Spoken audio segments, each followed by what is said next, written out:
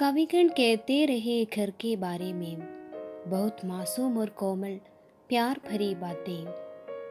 शताब्दियों सहस्राब्दियों से रचते रहे वे रिझाएं, गीत और कविताएं।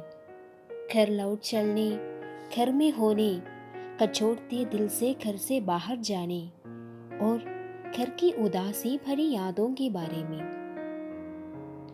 वहां एक औरत रहती रही, घर को हिफाजत के साथ घर बनाए हुए, उसे भूतों का डेरा बनने से जतन पूर्वक बचाते हुए।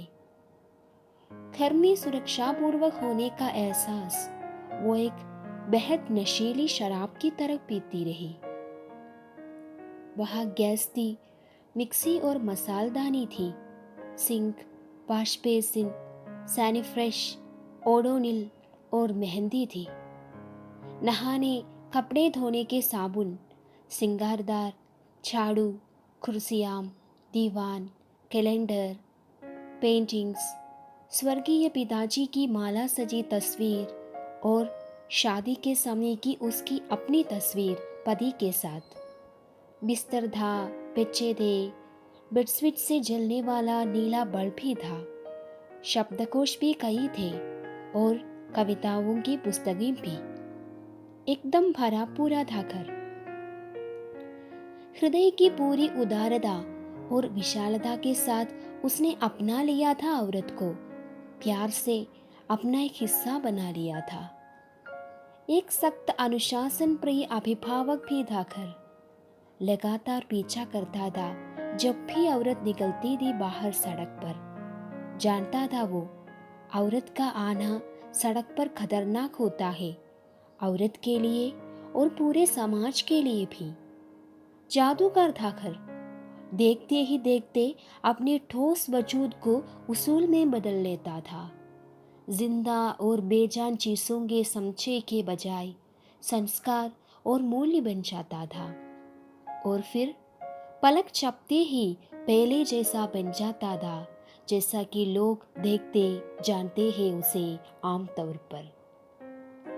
मसल खराब ही था शायद घर। औरत के सपने में दूसरे रूप धर कर आता था और उसे डराता था। आता था कभी वो उचाड़ पटारी मैदान बनकर, रेत का ठेला बनकर, या चट्टानों की तरफ लुढ़कता था इधर उधर। दफ्तर में भी बना रहता था वो, जच्चा घर और रसोई घर के ही तरह ही साथ साथ औरत के।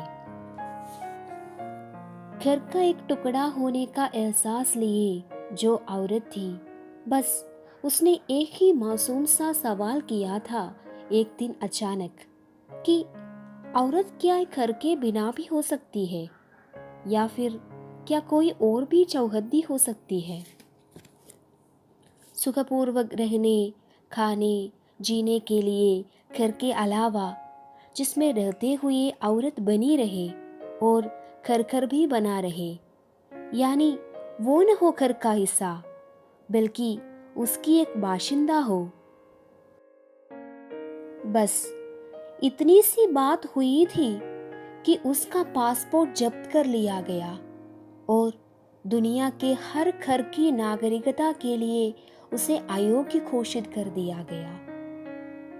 घर से अलग होकर एक लंबा सफर तय किया औरत ने, पागल खाने तक का। लेकिन आश्चर्य, आखिरकार उसे समाधान मिल ही गया। उसने पाया कि ये भी एक घर था, तीमारदारी, चौकसी और हिदायतों के साथ।